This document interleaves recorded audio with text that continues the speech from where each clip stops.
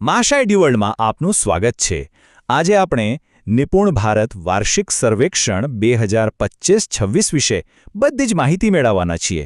ખાસ કરીને પ્રાથમિક ધોરણો માટે આ સર્વે કેવી રીતે થશે, એની આખી પ્રક્રિયા શું છે, એ બધું જ આપણે અહીંયા એકદમ સરળ ભાષામાં સમજીશું। તો ચાલો શરૂ કરીએ। જુઓ, આપણે જે પણ વાત કરીશું એ એકદમ સત્તાવાર પરિપત્રના આધારે જ કરીશું। જેમ કે અહીંયા જોઈ શકાય છે, આ સર્વેક્ષણના મુખ્ય બે ભાગ છે।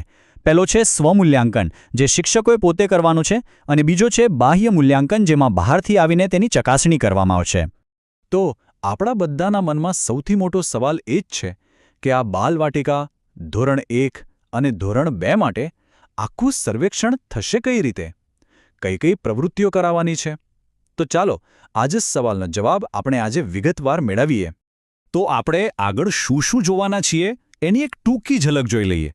સૌથી પહેલાં તો સર્વેક્ષણનો પરિચય, પછી આપણે બાલવાટિકા, ધોરણ 1 અને ધોરણ 2ના મૂલ્યાંકનની બધી વિગતો જોઈશું, અને છેલ્લે આખી પ્રક્રિયા શું છે અને હવે આગળ શું કરવાનું છે એ પણ સમજીશું।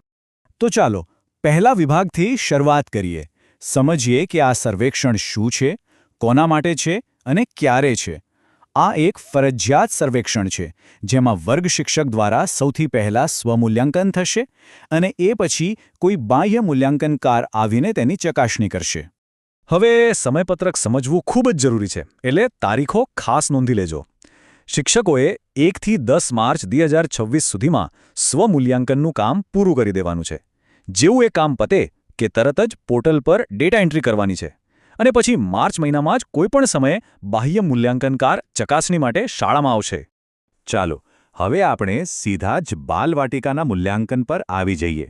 નાના ભૂલકાઓ માટે ગણિત અને ગુજરાતી આ બંને વિષયોમાં કયા કયા કાર્યો કરાવવાના છે એને આપણે બરાબર સમજી લઈએ। ગણિતના મૂલ્યાંકનમાં બે મુખ્ય વસ્તુઓ છે। એક તો સંખ્યાની ઓળખ, જેના 5 ગુણ છે, અને બીજું છે પેટર્ન પૂર્ણ કરવાનું કાર્ય। પણ અહીં સૌથી મહત્વની વાત એ છે કે આ બધી જ પ્રવૃત્તિઓ દરેક બાળક સાથે એક એક કરીને, એટલે કે વ્યક્તિગત રીતે જ કરવાની છે, કોઈ ગ્રુપ એક્ટિવિટી નથી। હવે વાત કરીએ ગુજરાતીની। તો જુઓ, અહીંયા થોડું અલગ છે। અહીંયા સામૂહિક અને વ્યક્તિગત એમ બંને પ્રકારની પ્રવૃત્તિઓ છે। જેમ કે શ્રુતલેખન, એ આખા ગ્રુપમાં કરાવવાનું છે, પણ મૂળાક્ષરની ઓળખ, ચિત્રનું વર્ણન અને શબ્દચિત્રનું જોડાણ આ બધું દરેક બાળક સાથે અલગથી કરવાનું રહેશે। હવે આ સ્લાઇડ બહુ જ રસપ્રદ છે, કારણ કે આમાં શ્રુતલેખન માટે કયા શબ્દો બોલવાના છે એ પણ આપી દીધા છે। શબ્દો છે નાગ, જાગ, ગાજર, મગર અને ગદા। અને ગુણ આપવાની રીત પણ એકદમ સિમ્પલ છે। જો બાળક સ્પષ્ટ અને સાચો શબ્દ લખે તો 1 ગુણ, અને જો શબ્દ ખોટો હોય કે વંચાય એવો ન હોય તો 0 ગુણ આપવાનો। સારું, તો બાલવાટિકાની વાત અહીં પૂરી થઈ। ચાલો હવે એક સ્ટેપ આગળ વધીએ અને જોઈએ કે ધોરણ 1ના મૂલ્યાંકનમાં જટિલતા કેવી રીતે વધે છે અને શું નવું આવે છે।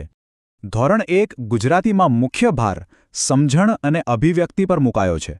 અહીં જુઓ, વિદ્યાર્થીઓએ વાંચન કોર્નરમાંથી પોતાની મનપસંદ વાર્તાની ચોપડી લેવાની છે અને તેના ચિત્રો જોઈને વાર્તા કહેવાની છે। આના 5 ગુણ છે।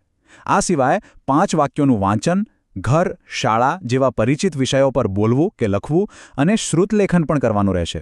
અને ગણિતમાં પણ બધું એકદમ પ્રાયોગિક અને હાથવગું છે। જેમ કે 20 સુધીની સંખ્યાઓનું જ્ઞાન, નાની મોટી સંખ્યા ઓળખવાની છે, લખોટી જેવી કોઈપણ મૂર્ત વસ્તુઓનો ઉપયોગ કરીને મૌખિક સરવાળા કરવાના છે, 20 રૂપિયા સુધીના સિક્કા અને નોટોની ગણતરી કરવાની છે, અને ચિત્ર પરથી પ્રશ્નોના જવાબ આપવાના છે। ચાલો હવે વાત કરીએ ધોરણ 2ની। અહીંયા હવે વિદ્યાર્થીઓ પાસેથી એ અપેક્ષા રાખવામાં આવે છે કે તેઓ પોતાની ગણિતની કુશળતાનો ઉપયોગ કરીને સમસ્યાઓ ઉકેલતા શીખે। અને આ સ્લાઇડ પરથી આપણને એકદમ સ્પષ્ટ ખ્યાલ આવી જશે કે ધોરણ 1થી ધોરણ 2માં કેટલો મોટો ફેરફાર છે।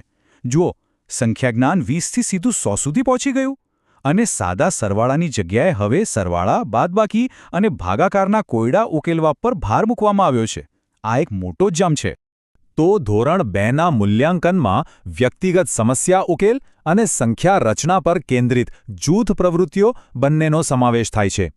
વિદ્યાર્થીઓએ 100 સુધીની સંખ્યાઓમાંથી નાની મોટી સંખ્યા ઓળખવી, આપેલા અંકોમાંથી સંખ્યા બનાવવી અને કોયડા ઉકેલવા જેવી પ્રવૃત્તિઓ કરવાની રહેશે। સારું, તો આપણે ધોરણ પ્રમાણે કયા કયા કાર્યો કરવાના છે એ તો બધું વિગતે જોઈ લીધું. ચાલો હવે આખી પ્રક્રિયા પર એક નજર કરીએ જે દરેક શિક્ષકે અનુસરવાની છે. અહીંયા એક સૌથી મહત્વનો મુદ્દો છે જે ખાસ યાદ રાખવાનો છે.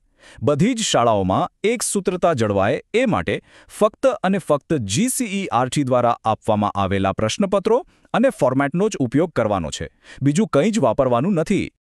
તો આપણે વારંવાર આ શબ્દ સાંભળીએ છીએ, સ્વમૂલ્યાંકન. આ છે શું?